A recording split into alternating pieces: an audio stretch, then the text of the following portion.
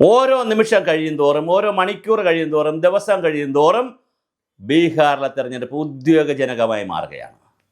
അവർ India മുന്നണിയും NDA മുന്നണിയുമാണ് മത്സരിക്കുന്നത്. NDA മുന്നണിയിൽ BJPയും അതുപോലെ തന്നെ നിതീഷ് കുമാറിൻ്റെ പാർട്ടിയും പിന്നെ വേറെ കുറച്ച് അലുക്കുലുക്ക് പാർട്ടികളും. ഇപ്പുറത്താണെങ്കിൽ തേജസ്വി യാദവിൻ്റെ പാർട്ടിയും അതുപോലെ തന്നെ വിശാല സഖ്യത്തിൽ മഹാസഖ്യത്തിൽ പിന്നെ തേജസ്വി യാദവിൻ്റെ പാർട്ടിയും പിന്നെ രാഹുൽ ഗാന്ധിയുടെ കോൺഗ്രസും പിന്നെ കുറച്ച് അലുക്കുലുക്ക് പാർട്ടികളും. ഇതിൽ ഒന്നാം ഘട്ട തെരഞ്ഞെടുപ്പിൻ്റെ നോമിനേഷൻ കൊടുക്കുന്നതിൻ്റെ ദിവസം വരെ വലിയ തല്ലായിരുന്നു ബീഹാറിൽ. അതായത് പിന്നെ അതിനു മുമ്പേ ഒരു പശ്ചാത്തലമുണ്ട് ബീഹാറിൽ. അതുകൂടി പറഞ്ഞുകൊണ്ട് വേണം നമ്മൾ ബീഹാർ തെരഞ്ഞെടുപ്പിന് വിലയിരുത്താൻ. വോട്ടധികാരി യാത്ര നടത്തി വലിയ ഹൈപ്പ് ഉണ്ടാക്കിയ യാത്രയായിരുന്നു. രാഹുൽ ഗാന്ധിയുടെ നേതൃത്വത്തിൽ വലിയ ഹൈപ്പ് ഉണ്ടാക്കി. ആ യാത്രയിൽ തേജസ്വി യാദവ് വന്നു. ഒത്തിരി എല്ലാ പ്രതിപക്ഷത്തിലുള്ള അവിടുത്തെ പ്രതിപക്ഷത്തിലെ എല്ലാ നേതാക്കളും പങ്കെടുത്തു. വളരെ വലിയ ഹൈപ്പ് ഉണ്ടാക്കി. അതിനകത്ത് പിന്നെ നമ്മുടെ അദ്ദേഹത്തിൻ്റെ അച്ഛനും അമ്മയ്ക്ക് വരെ, അതായത് മാതാപിതാക്കളെ വരെ പിന്നെ ഒരു ചോട്ടാ നേതാവ് പറഞ്ഞു, നരേന്ദ്രമോദിയുടെ മാതാപിതാക്കളെ വരെ കുടുംബത്തെ വരെ ഒരു ചോട്ടാ നേതാവ് പറഞ്ഞു എന്ന് പറഞ്ഞ് അതിവൈകാരികമായ ഒരുപാട് വിഷയങ്ങൾ രാജ്യത്തുണ്ടായി. പക്ഷേ അപ്പോഴും ബീഹാറിൽ ഒരു അപ്പർ ഹാൻഡ് ഈ തേജസ്വി യാദവിനും കോൺഗ്രസിനും കിട്ടിയതാണ് ഈ വോട്ടധികാരിയിൽ. പക്ഷേ പിന്നെ അത് കഴിഞ്ഞ് വന്ന തെരഞ്ഞെടുപ്പ് അടുത്തപ്പോൾ ഇവർ തമ്മിലടിയായി. ആരാണ് മുഖ്യമന്ത്രി എന്നുള്ളതിനെ സംബന്ധിച്ച് ചൊല്ലിയായ ആദ്യത്തെ തർക്കം തേജസ്വി യാദവിന് വേണം. തേജസ്വി യാദവ് ജയിച്ചതിന് ശേഷം തീരുമാനിക്കാവുന്ന കോൺഗ്രസ്. അങ്ങനെ വലിയൊരു തർക്കത്തിലേക്ക് പോയി. അവസാനം ഒന്നാം ഘട്ട തെരഞ്ഞെടുപ്പിൻ്റെ നോമിനേഷൻ പിൻവലിക്കുന്ന ദിവസം വരെയും ആ തർക്കം പോയി. ഒരു 8-10 മണ്ഡലങ്ങളിൽ പരസ്പരം മത്സരിക്കുന്നുണ്ട് മഹാസഖ്യം.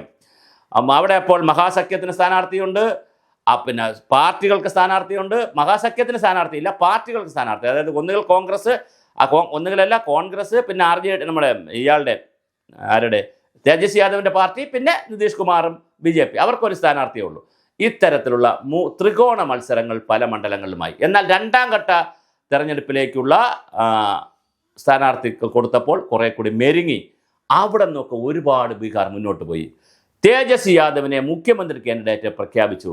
തെരഞ്ഞെടുപ്പ് ചിത്രം വലിയ തോതിൽ മാറുന്നു എന്ന് മാത്രമല്ല, നിതീഷ് കുമാറിനും BJPക്കും വലിയ സംഘർഷവും സമ്മർദ്ദവും വന്നിരിക്കുകയാണ്. കാരണം 2-3 ഘടകങ്ങളുണ്ട്. ഇപ്പോൾ തേജസ്വി യാദവിൻ്റെ ജാതി അവിടെ ഒരു വളരെ പ്രധാനപ്പെട്ട ഘടകമാണ്. യാദവ ജാതി വളരെ പ്രധാനപ്പെട്ട ഒരു സമുദായമാണ്. 2, അദ്ദേഹം ചെറുപ്പക്കാരനാണ്. കമ്പയർഡ് ടു നമ്മൾ താരതമ്യം ചെയ്യുമ്പോൾ നിതീഷ് കുമാറുമായിട്ട് താരതമ്യം ചെയ്യുമ്പോൾ ചെറുപ്പമാണ്. നമ്പർ 2. നമ്പർ 3, 2 പ്രാവശ്യമായി പിന്നെ നിതീഷ് കുമാർ അവിടെ ഭരിക്കുന്നുണ്ട്. അതിൻ്റെ ആൻറ്റി ഇൻകംബൻസ് അല്ലെങ്കിൽ ഭരണവിരുദ്ധ വികാരം വരാൻ എല്ലാ സാധ്യതയുമുണ്ട്. തുടർച്ചയായി ഗവൺമെൻറ്റുകൾ ഭരിക്കുമ്പോൾ ഉണ്ടാകുന്നൊരു ഭരണവിരുദ്ധ വികാരമുണ്ട്. അതും അവിടെ നിതീഷ് കുമാറിനെ ബുദ്ധിമുട്ടിക്കാൻ സാധ്യതയുണ്ട്. മാത്രമല്ല ഇടയ്ക്കിടയ്ക്ക് BJPയും നിതീഷ് കുമാറും തമ്മിൽ വലിയ തർക്കമാണ്. 2 പേരും തുല്യമായ സീറ്റുകളിലാണ് മത്സരിക്കുന്നത്. ആരാണ് മുഖ്യമന്ത്രി എന്നുള്ളതിനെ സംബന്ധിച്ച് അവർക്കിടയിൽ ഇപ്പോൾ ഒരു കൺഫ്യൂഷൻ ഉണ്ട്. ഇപ്പുറത്ത് തേജസ്വി യാദവിനെ യുനാനിമസായി ഐക്യകണ്ഠേന ഏകരൂപത്തിൽ കോൺഗ്രസും കൂടി സമ്മതിച്ച് രാഹുൽ ഗാന്ധിയും കൂടെ മുൻകൈ എടുത്തുകൊണ്ട് തേജസ്വി യാദവിനെ മുഖ്യമന്ത്രി കാൻഡിഡേറ്റ് പ്രഖ്യാപിച്ചപ്പോൾ അപ്പുറത്ത് നിതീഷ് കുമാറിനെ മുഖ്യമന്ത്രി കാൻഡിഡേറ്റായിട്ട് പ്രഖ്യാപിച്ചിട്ടില്ല എന്നുള്ളത് വളരെ പ്രധാനമാണ്. പ്രഖ്യാപിക്കുമായിരിക്കും, പക്ഷേ ഇതുവരെ പ്രഖ്യാപിച്ചിട്ടില്ല. ദിവസം അടുക്കുകയാണ്. തെരഞ്ഞെടുപ്പ് 7-ാം തീയതി 7-9 ഒക്കെ തെരഞ്ഞെടുപ്പാണ്. 14-ാം തീയതി റിസൾട്ട് വരെ, നവംബർ 14-ന് റിസൾട്ട് വരെ. ഇനിയിപ്പോൾ ഒരു മാസമില്ല എല്ലാ പ്രോസസ്സും കൂടെ തീരാനായിട്ട്. അപ്പോൾ അതിനിടയിൽ നിതീഷ് കുമാറിൻ്റെ ക്യാമ്പിൽ BJP ക്യാമ്പിൽ ഒരാശങ്ക ഉണ്ടായിട്ടുണ്ട്. അവർക്ക് മുഖ്യമന്ത്രി കാൻഡിഡേറ്റിനെ പ്രഖ്യാപിക്കാൻ കഴിഞ്ഞിട്ടില്ല. ഇനി അത് പ്രഖ്യാപിക്കാൻ എളുപ്പവുമല്ല. കാര്യം തുല്യം സീറ്റിൽ മത്സരിക്കുന്നത് കൊണ്ട് BJPക്കായിരിക്കുമോ കൂടുതൽ MLA മാർ, നിതീഷ് കുമാറിനായിരിക്കും കൂടുതൽ MLA മാരെന്ന് അറിയാതെ പരസ്പരം ആരെങ്കിലും ഇങ്ങനെ പ്രഖ്യാപിച്ചാൽ, ഇപ്പം കാര്യം നിതീഷ് കുമാറാണ് മുഖ്യമന്ത്രി എന്ന് പറഞ്ഞു, കഷ്ടകാലത്തിനോ അല്ലെ നല്ല കാലത്തിനോ ഭാഗ്യവശാലോ നിർഭാഗ്യവശാലോ BJPക്കാണ് MLA മാർ കൂടുതലെങ്കിൽ സ്വാഭാവികമായിട്ട് കഥ തിരിയില്ലേ? തെരഞ്ഞെടുപ്പിന് മുമ്പേ ഒരു ഒത്തീർപ്പ് കൊടുത്ത് ഒരു സ്ഥാനാർത്ഥിയെ പ്രഖ്യാപിച്ചു കഴിഞ്ഞാൽ അത് മാറ്റാൻ പിന്നെ BJPക്ക് എളുപ്പമല്ല. അതുകൊണ്ട് BJPയും നിതീഷ് കുമാറും വെട്ടിൽ വീണിരിക്കുകയാണ്. ആ വെട്ടിനെ വലിയൊരു ഗ്യാപ്പാക്കി മാറ്റുന്നതിൽ ദിവസം പോകുന്തോറും, ഓരോ നിമിഷം പോകുന്തോറും നമ്മുടെ കോൺഗ്രസിൻ്റെ രാഹുൽ ഗാന്ധി അവിടെ ക്യാമ്പ് ചെയ്യും പോലെ ചെയ്യുകയാണ് രാഹുൽ ഗാന്ധിയും തേജസ്വി യാദവും. അപ്പോൾ തേജസ്വി യാദവ് മുഖ്യമന്ത്രി ആയാലും അത്ഭുതമില്ല എന്നുള്ളൊരു പുതിയ രാഷ്ട്രീയമാണ് ബീഹാറിൽ സംഭവിക്കുന്നത്. എന്നാൽ ഒരു സൈഡ് എഡ്ജിൽ അല്ലെങ്കിൽ ഒരു മാർജിനിൽ ചിലപ്പോൾ BJP NDA വന്നേക്കാം, അത് വേറെ കഥ. എന്നാലും ഒരു തൂത്തുവാരൽ, സ്വീപ്പ് വിക്ടറി എന്നൊക്കെ പറയുന്ന ഒരു തൂത്തുവാരൽ ഉണ്ടാകുമെന്ന് കരുതുന്നില്ല. അവിടെ തേജസ്വി യാദവ് വളരെ ഗൗരവമായി രംഗത്തുണ്ട്. മാത്രമല്ല തെരഞ്ഞെടുപ്പിന് മുമ്പ് തെരഞ്ഞെടുപ്പിൻ്റെ ആദ്യ ദിവസങ്ങളിൽ, പ്രഖ്യാപിച്ച ആദ്യ ദിവസങ്ങളിൽ ഉണ്ടായിരുന്ന സംഘർഷം മാറിയിട്ടുണ്ട്. കോൺഗ്രസും വളരെ ശക്തമായി ഒരു ഏകീകൃത രൂപത്തിലേക്ക്, വിശാല സഖ്യത്തിലേക്ക് വന്നിട്ടുണ്ട്, മഹാസഖ്യത്തിലേക്ക് വന്നിട്ടുണ്ട്. അപ്പോൾ തീർച്ചയായും അവിടെ കോൺഗ്രസും തേജസ്വി യാദവും കൂടിയുള്ള പാർട്ടിയും മറ്റ് കുഞ്ഞു പാർട്ടികളും കുഞ്ഞന്മാരും കൂടെ ചേരുമ്പോൾ ഒരു പക്ഷേ ബീഹാറിൻ്റെ ഭരണം പിടിച്ചെടുത്താലും അത്ഭുതപ്പെടാനില്ല. കാര്യങ്ങൾ ആ ദിശയിലേക്കാണ് ഇപ്പോൾ നീങ്ങുന്നത്. തേജസ്വി യാദവിനെ മുഖ്യമന്ത്രി കാൻഡിഡേറ്റ് പ്രഖ്യാപിച്ചതോടുകൂടി അവിടുത്തെ തെരഞ്ഞെടുപ്പ് ചിത്രം 100% ഉൾട്ടടിച്ചു, അല്ലെങ്കിൽ മാറിക്കഴിഞ്ഞു. അത് 90 ഡിഗ്രിയും തിരിഞ്ഞു. കൃത്യമായി ഒരു വശത്ത് മുഖ്യമന്ത്രി കാൻഡിഡേറ്റിനെ വെച്ചുകൊണ്ടും മറുവശത്ത് മുഖ്യമന്ത്രി ആരെന്നറിയാത്ത ഒരു തെരഞ്ഞെടുപ്പായി ബീഹാർ മാറ്റിയെടുക്കാൻ കോൺഗ്രസിന് കഴിഞ്ഞു, തേജസ്വി യാദവിൻ്റെ പാർട്ടിക്ക് കഴിഞ്ഞു എന്നുള്ളത് ചെറിയ കാര്യമല്ല. അതുകൊണ്ട് തന്നെ വളരെ വലിയ തോതിലുള്ള മത്സരമായി ഇത് മാറിയിട്ടുണ്ട്. അട്ടിമറി നടക്കുമോ ബീഹാറിൽ?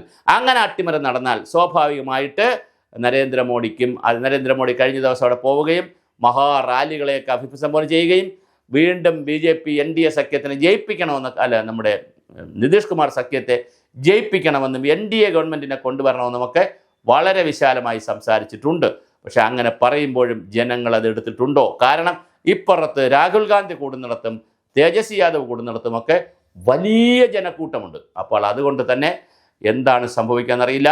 മാത്രമല്ല, വോട്ടധികാരി യാത്രയുടെ ഭാഗമായി, വോട്ട് ചോറിൻ്റെ ഭാഗമായി, വോട്ടിൻ്റെ കള്ളന്മാരെന്നുള്ള കാര്യത്തിൻ്റെ ഭാഗമായി വലിയ ക്യാമ്പയിൻ നടത്തുവാൻ രാഹുൽ ഗാന്ധിക്ക് കഴിഞ്ഞിട്ടുണ്ട്. ആ ക്യാമ്പയിൻ്റെ ഗുണം ബീഹാർ തെരഞ്ഞെടുപ്പിന് ഉണ്ടാകുമോ എന്നുള്ളതും വലിയൊരു ചോദ്യമാണ്. അപ്പോൾ ഈ 2-3 ചോദ്യങ്ങൾ വളരെ പ്രധാനമായി തന്നെ ബീഹാറിൽ നിൽക്കുകയാണ്.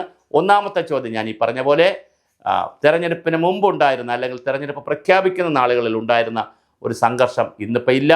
അത് തേജസ്വി യാദവും രാഹുൽ ഗാന്ധിയും കൂടി അത് പരിഹരിക്കപ്പെട്ട് കഴിഞ്ഞു. അത്തരത്തിൽ ചിന്തിക്കുമ്പോൾ ബീഹാറിലെ തെരഞ്ഞെടുപ്പ് ദേശീയ തലത്തിൽ എന്ത് മാറ്റമാണ് ഉണ്ടാക്കാൻ പോവുക? നരേന്ദ്രമോദി വന്ന് ക്യാമ്പയിൻ ചെയ്യുന്ന ഒരു തെരഞ്ഞെടുപ്പിൽ, ആ തെരഞ്ഞെടുപ്പിൽ BJPക്ക് അപകടമുണ്ടായാൽ സ്വാഭാവികമായിട്ട് നരേന്ദ്രമോദി രാജിവെക്കണമെന്ന് വരെ പ്രതിപക്ഷം പറഞ്ഞാൽ അത്ഭുതമില്ല. കാരണം രാഹുൽ ഗാന്ധിയൊക്കെ ആ തരത്തിലാണ്. ഇന്ത്യയിൽ എന്തുണ്ടായാലും, ആര് പശു ചത്താലും ആട് ചത്താലും വെട്ടിക്കൊന്നാലും എന്ത് കേസ് വന്നാലും നരേന്ദ്രമോദി രാജിവെക്കണം, അങ്ങനെ തന്നെയാണ് പോകുന്നത്. ഇപ്പോൾ തമിഴ്നാട്ടിലാണെങ്കിൽ സ്റ്റാലിൻ രാജിവെക്കണം, കേരളത്തിലാണെങ്കിൽ പിണറായി രാജിവെക്കണം, എവിടെ എന്ത് രാജ്യത്ത് ഉണ്ടായാലും അതിൻ്റെ ഹെഡ് രാജിവെക്കണം എന്നുള്ള ഒരു രീതിയിലാണ് പോകുന്നത്. അതുകൊണ്ട് തന്നെ നരേന്ദ്രമോദിയെ സംബന്ധിച്ചിടത്തോളം ഈ തെരഞ്ഞെടുപ്പ് വളരെ പ്രധാനമാണ്. പക്ഷേ ഒരു പ്രശ്നമുള്ളത്, BJPയെ സംബന്ധിച്ചിടത്തോളം, അല്ലെങ്കിൽ BJP മുന്നണിയെ സംബന്ധിച്ചിടത്തോളം നിതീഷ് കുമാർ അല്ലാതെ വേറൊരു വലിയ മുഖത്തെ അവർക്ക് ഇപ്പോൾ എടുത്തു കാണിക്കാനില്ല. ഇനി വരുമായിരിക്കും ഒരു ചൗധരി അതുപോലുള്ള ആളുകളൊക്കെ ഉണ്ട്, പക്ഷേ അവർ വരുമായിരിക്കും, അത് വേറെ കഥ. എന്തായാലും ഇപ്പോൾ തൽക്കാലം എടുത്തു കാണിക്കാനില്ല. അങ്ങനെ എടുത്ത് കാണിച്ചാലും പ്രശ്നമാണ്. കാരണം നിതീഷ് കുമാർ ഇങ്ങനെ നിൽക്കുമ്പോൾ മറ്റൊരു നേതാവിനെ പാരലായി ഉയർത്തി നിർത്തി കഴിഞ്ഞാൽ അവർ തമ്മിൽ അടിച്ച് തന്നെ, ക്രോസ് അടിച്ച് തന്നെ, നെഗറ്റീവ് അടിച്ച് അവർ തമ്മിൽ തോൽപ്പിക്കും. അതുകൊണ്ട് അതും പറ്റുന്നില്ല. അപ്പോൾ BJPയും ഒരു വലിയ പ്രതിസന്ധിയിൽ തന്നെയാണ് ബീഹാറിൽ നിൽക്കുന്നത്. ഈ പ്രതിസന്ധികൾ, നിതീഷ് കുമാറിൻ്റെ ഭരണവിരുദ്ധ വികാരം, നിതീഷ് കുമാറിനെ മുഖ്യമന്ത്രിയായി പ്രഖ്യാപിക്കാത്ത സാഹചര്യം, തേജസ്വി യാദവിനെ മുഖ്യമന്ത്രിയായി പ്രഖ്യാപിച്ച സാഹചര്യം, കോൺഗ്രസും തേജസ്വി യാദവിൻ്റെ പാർട്ടിയും തമ്മിലുള്ള അടി കുറഞ്ഞ സാഹചര്യം, അല്ലെങ്കിൽ അവർ തല്ല് നിർത്തിയ സാഹചര്യം, ഈ സാഹചര്യങ്ങളെല്ലാം കൂടി വിലയിരുത്തുമ്പോൾ സ്വാഭാവികമായും തീർച്ചയായും തേജസ്വി യാദവ് വരാനുള്ള സാധ്യതയാണ് ഇന്ന് ബീഹാറിൽ തെളിഞ്ഞുകൊണ്ടിരിക്കുന്നത്. അങ്ങനെ തെളിയുമ്പോൾ, അങ്ങനെ ബീഹാറിൽ തേജസ്വി യാദവ് വന്നാൽ നോർത്ത് ഇന്ത്യൻ രാഷ്ട്രീയത്തെ, പ്രത്യേകിച്ചും പിന്നെ വരാനിരിക്കുന്ന തെരഞ്ഞെടുപ്പുകളെ ഇത് കാര്യമായി സ്വാധീനിക്കുമെന്ന് മാത്രമല്ല, കേരളത്തിൽ നടക്കുന്ന പഞ്ചായത്ത് രാജ് സ്ഥാനങ്ങളുടെ തെരഞ്ഞെടുപ്പിനെ പോലും ഡയറക്റ്റായിട്ട് ബാധിച്ചില്ലെങ്കിലും പ്രതിപക്ഷത്തെ സംബന്ധിച്ചിടത്തോളം വലിയൊരു ആയുധം കയ്യിൽ കിട്ടും. കോൺഗ്രസിനെ സംബന്ധിച്ചിടത്തോളം അവർക്ക് പ്രസംഗിക്കാനും പറയാനും, അവർക്ക് ജനങ്ങളെ ഉദ്ബോധിപ്പിക്കുവാനും, ബീഹാറിൽ നോക്കൂ, മോഡിയുടെ അടിക്കൽ ഇളകുന്നു, അല്ലെങ്കിൽ നിതീഷ് കുമാറിൻ്റെ അടിക്കൽ ഇളകുന്നു, അതുകൊണ്ട് ഇനി മോഡി വിരുദ്ധ തരംഗമാണ് രാജ്യത്തെന്ന് പറഞ്ഞ് ഒരു BJP വിരുദ്ധ തരംഗം കേരളത്തിൽ ഉണ്ടാക്കിയെടുക്കാനുള്ള ചില പൊടിക്കൈകൾ, അല്ലെങ്കിൽ ചില മസാലകൾ ബീഹാറിൽ നിന്ന് കേരളത്തിനും കിട്ടും. ഇവിടെ അസംബ്ലി തെരഞ്ഞെടുപ്പും വരികയാണ്. അപ്പോൾ സ്വാഭാവികമായും തേജസ്വി യാദവിൻ്റെ ജൈത്രയാത്ര തുടങ്ങിക്കഴിഞ്ഞു. അത് വിജയിക്കുവാനുള്ള സാധ്യതകളാണ് ഇപ്പോൾ ബീഹാറിൽ കാണുന്നത്. ബാക്കി രാഷ്ട്രീയ വിശകലനങ്ങൾ വരും ദിവസങ്ങളിൽ നമുക്ക് നോക്കാം.